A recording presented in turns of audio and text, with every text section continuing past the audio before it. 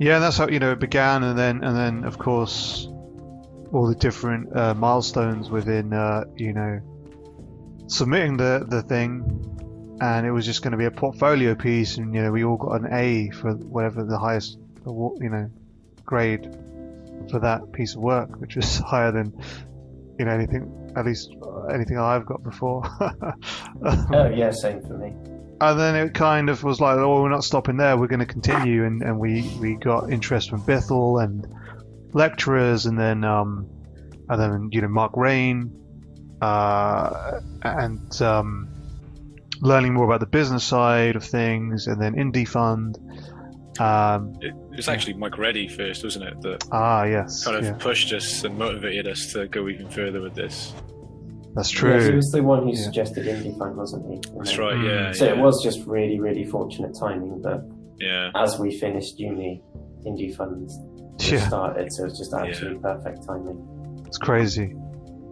It is crazy if you think about the odds of that happening, right? Yeah, and also that when we started the project was the exact same time that UDK got announced. Because before that it was just the Unreal 3, which was very similar, but it's just not as user-friendly. And it was more of a modding tool. But for them to actually release the engine just as we started the project was really useful as well. Yeah, with indie-friendly business terms as well, which was new as well at the time. Yeah. I mean, they're not good terms by today's standards. There was like 25% of revenue, which is insane. But I think back then it was seen as fairly good.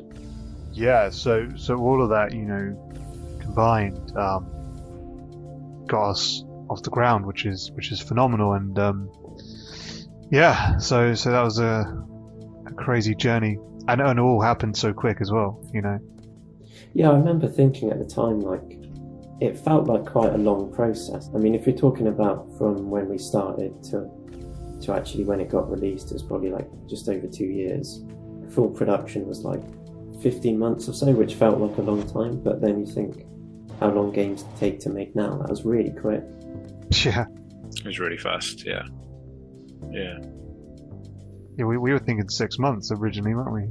Yeah. June 2010, I think. We were very naive, underscoped what we needed to do massively, I think. On that. But to be honest, I thought it'd take us 6 months to do the remaster, and it's taken a similar time, so I think it's just a common mistake everyone makes.